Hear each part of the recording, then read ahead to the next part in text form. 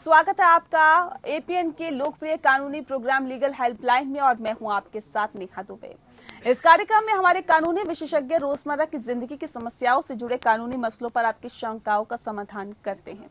इस दौरान आप भी फोन करके कानूनी राय ले सकते हैं। आज हम लिव इन रिलेशनशिप से जुड़े हुए कानूनी समझौते से जुड़ी जानकारी आपको देंगे और लिव इन रिश्ते से जुड़ी आपकी समस्याओं का भी समाधान करेंगे। बड़े शहरों और मेट्रो सिटीज में लिव इन आम चलन में आ चुका है। इस रिश्ते में दो वयस्क कानूनी तौर पर साथ में रह सकते हैं। देश में लाखों की तादाद में ऐसे जोड़े हैं जो कि बिना शादी के ही साथ में रह रहे हैं। सुप्रीम कोर्ट में स्पष्ट हो चुका है कि देश की विधायिका भी लिव इन रिलेशनशिप को वैध मानती है। सर्वोच्च न्यायालय ने साल 2013 में लिव इन रिलेशनशिप को लेकर एक गाइडलाइन जारी की थी, जिसमें कहा गया था कि लंबे समय से अपनी मर्जी से खुशहाल तरीके से रह रहे दो युवा लिव इन में रहने के लिए स्वतंत्र हैं। दोनों पार्टनर आर्थिक और अन्य संसाधन बांटने और शारीरिक संबंध बनाने के भी साथ रह सकते हैं और ये रिश्ता भी लिव इन ही कहलाएगा। लिव इन रिश्तों में रहने वाले वयस्क वित्तीय जिम्मेदारियों को भी साझा करते हैं। लिव इन रिश्तों में संपत्ति के मामले में सुनवाई करते हुए सुप्रीम कोर्ट ने साल 2018 में ये भी कहा था कि अगर दो लोग लंबे समय से एक दूसरे के साथ रह रहे हैं और उनमें संबंध है और ऐसे में एक साथी की मौत के बाद दूसरे का उसकी संपत्ति पर पूरा हक होगा। भारत के कानून लिव इन रिश्तों में पैदा हुए बच्चों के हक में है और कोर्ट इन रिश्तों में पैदा हुए बच्चों को लेकर स्पष्ट कह चुकी है कि लिव इन के कारण पैदा हुए बच्चों को नाजायज करार नहीं किया जाएगा। साथ ही इन बच्चों को पिता की संपत्ति पर वैसा ही हक मिलेगा जो कि उसकी शादी से पैदा हुए बच्चों को मिलता है। ये तो थी लिव इन रिश्ते से जुड़ी हुई बुनियादी जानकारी। ज्यादा जानकारी और सलाह देने के लिए हमारे साथ आज अधिवक्ता ऋषिपाल सिंह जी जुड़ गए हैं। ऋषिपाल जी, बहुत स्वागत है आपका। ऋषिपाल जी आपको लिव इन से जुड़ी हुई तमाम कानूनी पहलुओं की जानकारी देंगे और आपको आपके हक के बारे में बताएंगे भी। अगर आपका भी हमारे विशेषज्ञ से कोई भी सवाल है तो आप फोन करके कानूनी राय ले सकते हैं। फोन लाइंस खुल चुकी हैं। एक बार फिर से आपको अपना विषय बता देते हैं। आज हम जानेंगे लिव इन रिश्ते से जुड़ी हुई कानूनी जानकारी लेने की कोशिश करेंगे और हमारे साथ ऋषिपाल जी मौजूद हैं। नंबर्स लगातार आपकी टीवी स्क्रीन पर फ्लैश हो रहे हैं। फोन कीजिए और आप अपने सवालों को पूछ सकते हैं। नंबर्स आपको बता देते हैं 7065013841। दूसरा नंबर हमारा है 8377009636। इन दोनों ही नंबर्स पर आप कॉल कर सकते हैं और अपने सवाल पूछ सकते हैं। और चलिए, ऋषिपाल जी लगातार हमारे साथ जुड़े हुए हैं। ऋषिपाल जी, लिव इन रिलेशनशिप की क्या कानूनी परिभाषा है? देखिए नेहा, लिव इन रिलेशनशिप जो एक कॉन्सेप्ट है, अभी हमारे कानून में किसी भी कानून में कोडिफाइड कोई लॉ नहीं है कि किसी कोडिफाइड लॉ के अंदर लिव इन रिलेशन को डिफाइन किया गया हो। लिव इन रिलेशन ऐसा होगा, उसमें जो पार्टनर्स हैं उनकी ये एज होगी, ये उनकी टर्म्स एंड कंडीशन होगी। ये एक नया कॉन्सेप्ट है जो सामाजिक रूप से उभर के सामने आ रहा है। इसमें जनरली बात यह है कि दो व्यक्ति जो कि अनमैरिड है और जो कि एज के अंदर 18 साल से ज्यादा है, वो अपनी सहमति से कहीं भी रह सकते हैं और इवन जो सेक्सुअल रिलेशनशिप्स हैं और जो रिलेशनशिप्स हैं उनको मेंटेन कर सकते हैं। अगर उनकी कंसेंट है, अगर उनकी रजामंदी है, तो वो उस रिलेशन को लंबा कंटिन्यू कर सकते हैं। कोई कानून ऐसा नहीं है जो उनको ये बाध्य करता हो कि आपको शादी करनी ही पड़ेगी, आप तभी साथ हैं। तो कानून की अब तक की स्थिति ये है कि लिव इन रिलेशन को इस तरीके से कोर्ट ने डिफाइन किया है। लिव इन रिलेशन कोई अपराध नहीं है। अगर दो व्यक्ति की सहमति है कोई अपराध नहीं है, लेकिन लिव इन रिलेशन क्या होगा, इसके टर्म्स कंडीशन क्या होंगी, इसके ऊपर हिंदू मैरिज एक्ट का, क्योंकि हमारा हिंदू मैरिज जो हमारा अपना जो सोसाइटी है उसमें कॉन्सेप्ट नहीं था, इसलिए हिंदू मैरिज एक्ट के अंदर ये कॉन्सेप्ट अभी नहीं है। ऋषिपाल जी, लिव इन रिलेशनशिप कब वैध माना जाता है, मुझे ये भी बताइए आप। देखिए, कोर्ट में लिव इन, जैसे मैंने आपको बताया, लिव इन रिलेशन एक नया कॉन्सेप्ट है, लेकिन एक जो डोमेस्टिक वायलेंस एक्ट है, जिससे protection of domestic violence act है, उसके अंदर पहली बार एक रिलेशन जिसमें है कि relation in the nature of marriage, यानी ऐसा रिलेशन जो मैरिज किस तरह का रिलेशन हो। जैसे मान लीजिए कोई व्यक्ति कई सालों से 4, 5 साल 10 साल से किसी लेडी के साथ रह रहा है या लेडी किसी जेंट्स के साथ रह रही है और वो बिल्कुल ऐसे ही व्यवहार कर रहे हैं, उनका नेचर ऐसे ही है जैसे पति पत्नी है, उनके बच्चे भी हो रहे हैं, स्कूल भी जा रहे हैं, स्कूल के अंदर वो साथ साथ सारी जिम्मेदारी उठा रहे हैं, तो उनका कंडक्ट ऐसा शो करता है कि उनका नेचर जो रिलेशनशिप का नेचर है वो मैरिज किस तरीके का रिलेशन। ठीक है ऋषिपाल जी, इस पे बहुत सारे सवाल है जिससे साथ ही हम आपसे चर्चा करते रहेंगे, लेकिन इस बीच हमारे साथ एक दर्शक फोन लाइन पे जुड़ गए हैं। कल्लूवीर जी हमारे साथ हैं गुना से। कल्लूवीर जी, बहुत स्वागत है आपका, अपना सवाल पूछिए। लगता है संपर्क टूट गया है। और यहाँ तमाम दर्शकों से मैं अनुरोध करूंगी कि जब भी आप हमें कॉल करते हैं तो कृपया नेटवर्क क्षेत्र में रह के कॉल करें, और जब भी कॉल करते हैं तो टीवी सेट का वॉल्यूम कम रखें, फोन की आवाज सुनकर रिस्पॉन्ड करें।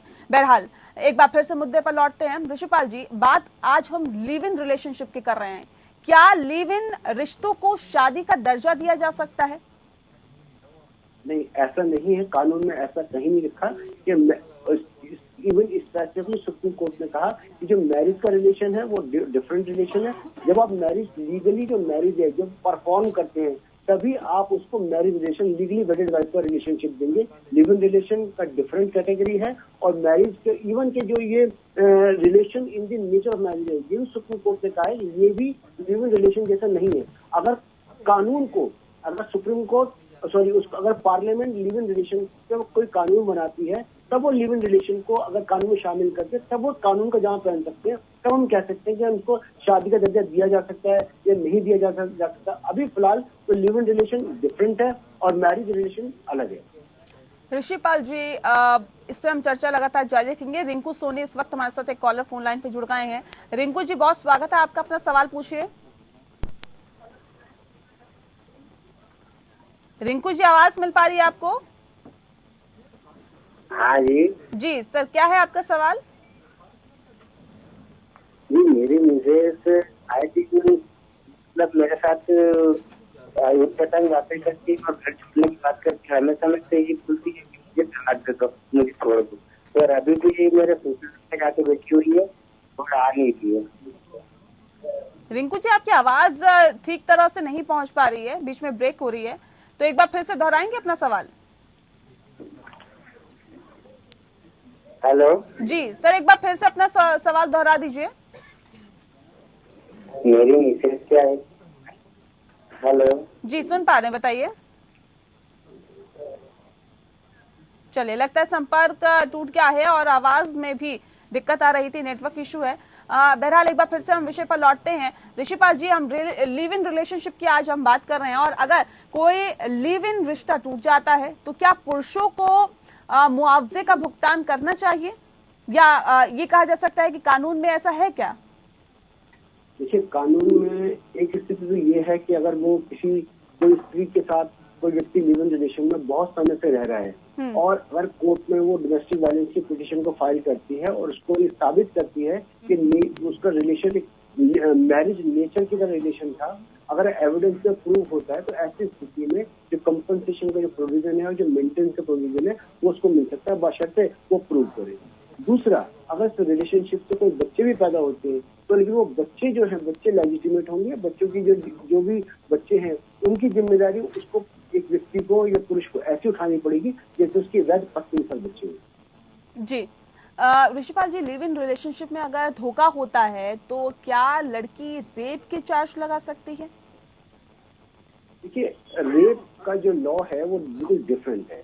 रेप के अंदर रेप का लॉ ये कहता है जब भी कोई व्यक्ति कोई व्यक्ति किसी स्त्री के साथ बिना उसकी मर्जी के विदाउट हर कंसेंट कोई सेक्सुअल रिलेशनशिप कायम करता है तो वो जो कंडक्ट है वो रेप की कैटेगरी में आता है।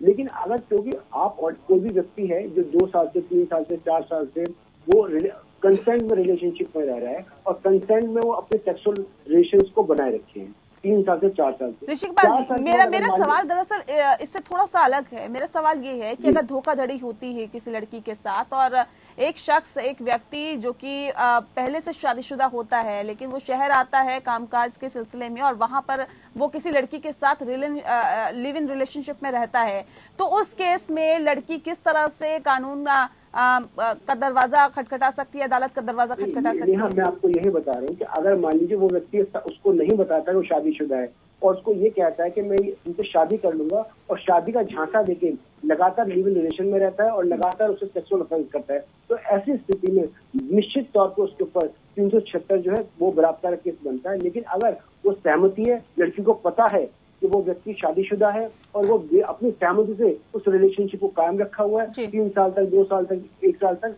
तो उसके बाद बलात्कार केस नहीं बनता। लड़की और लड़के का अगर ब्रेकअप हो जाता है और अपनी आपसी सहमति से होता है तो भी क्या लड़की मेंटेनेंस की डिमांड कर सकती है?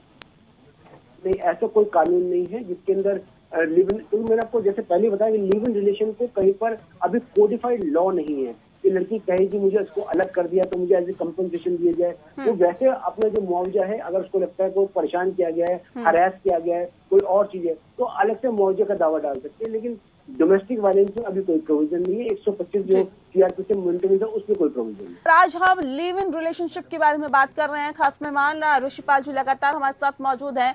ऋषिपाल जी, लिव इन में पैदा हुए बच्चों पर कानूनी स्थिति क्या रहती है, किस तरह का कानून है, मैं ये भी बताएं। देखिए, जैसे मैंने आपको पहले बताया कि एक व्यक्ति या और के जो स्त्री है उनका संबंध कानून के हिसाब से या इवन समाज के हिसाब से वो अनैतिक हो सकता है। लेकिन जो बच्चे होते हैं उनकी कोई गलती नहीं होती, तो बच्चे को वैध माना गया है। बच्चों का पूरा अधिकार होगा। अगर कोई बच्चा इस रिलेशनशिप से पैदा होता है तो वो बच्चा भी मेंटेनेंस से क्लेम कर सकता है, अपना मुआवजा ले सकता है, पढ़ाई का खर्चा उस व्यक्ति से ले सकता है, उसकी 18 साल की उम्र तक ले सकता है, उसमें उसको पूरा अधिकार है। इसके अलावा जो संपत्ति का जो वो निपटारा है उसके अंदर भी उस व्यक्ति को अधिकार होगा कि जैसे एक पिता की संपत्ति होती है, उसको हक होगा कि उस संपत्ति के अंदर वो क्लेम कर सकता है कि मैं उस पिता का, उसके पिता द्वारा पैदा किया पुत्र या पुत्री हूँ, तो उसका कानूनी रूप से सारे अधिकार होंगे जैसे वैध बच्चे के। जी, लिव इन में रह रहे बच्चों के माता पिता की संपत्ति का बंटवारा आखिर कैसे होता है, इसके लिए क्या कुछ प्रावधान है? देखिए, लिव इन में जब कोई व्यक्ति होता है, लिव इन रिलेशन में चल रहा होता है, जब वो किसी स्त्री के साथ या दोनों आपस में अपने रिलेशंस को खत्म करते हैं, तो ऐसी स्थिति में, क्योंकि ऐसा तो नहीं कि लीगली वेलिड वाइफ हो, वो कोर्ट जाएंगे और कोर्ट में निपटारा होगा, तो ये आपसी सहमति से ही हो सकता है कि जो संपत्ति है उसका बंटवारा कैसे हो। कानून में जो अधिकार है, पत्नी जो सक्सेशन एक्ट है, हिंदू सक्सेशन एक्ट के हिसाब से जो बंटवारा होता है वो अलग है। लेकिन क्योंकि ये जो लिव इन रिलेशन है हिंदू सक्सेशन में नहीं आता, हिंदू लॉ में नहीं आता, तो उसका आपसी सहमति से ही दोनों मिलकर प्रॉपर्टी का बंटवारा करते हैं या इनकम का बंटवारा करते हैं। उसके बाद क्या टर्म्स एंड कंडीशन रहेगी, या कोई बच्चा पैदा हो गया उसको किस तरह ख्याल रखा जाएगा, ये केवल आपसी सहमति से संभव है। ठीक है ऋषिपाल जी, एक साथी की मौत के बाद अगर दूसरे की उसकी संपत्ति पर क्या कुछ हक होता है और किस तरह का इसमें भी प्रावधान है, ये भी बताइए। जैसे मैंने आपको पहले बताया, जो हिंदू सक्सेशन एक्ट है, हिंदू सक्सेशन एक्ट में कहीं पर भी ये प्रोविजन नहीं है कि अगर कोई मेल मेंबर फैमिली का मर जाता है, कानून कहता है अगर मेल मेंबर खत्म हो जाता है, उसकी विडो, उसकी लीगल सन और जो उसकी डॉटर है वो उसकी प्रॉपर्टी के इक्वल राइट होल्डर होंगे। ऐसी स्थिति में जो लिव इन रिलेशन में रहने वाली जो लेडी है उसका कानून में अभी तक कोडिफाइड कोई लॉ नहीं है, कोई हक नहीं है। अलग से वो व्यक्ति को प्रोविजन कर दिया, अगर वो मान लीजिए जीवित रहते कोई भी विल कर जाता है, कोई गिफ्ट कर जाता है, तो उसकी अपनी अर्न प्रॉपर्टी होती है, वो कर सकता है। लेकिन उसके मरने के बाद वो अगर मानिए विदाउट विल या बिना किसी डॉक्यूमेंट के अगर वो एक्सपायर हो जाता है, तो इंडियन जो वो हिंदू सक्सेशन एक्ट है उसके हिसाब से जो है या तो उसकी विधवा, उसके सन और उसके डॉटर, जो इन तीनों में ही संपत्ति बटेगी, उसके बाद संपत्ति का हक नहीं जाएगा। ऋषिपाल जी, वक्त बढ़ने के साथ साथ क्या इस तरह के केसेस में भी इजाफा होता जा रहा है?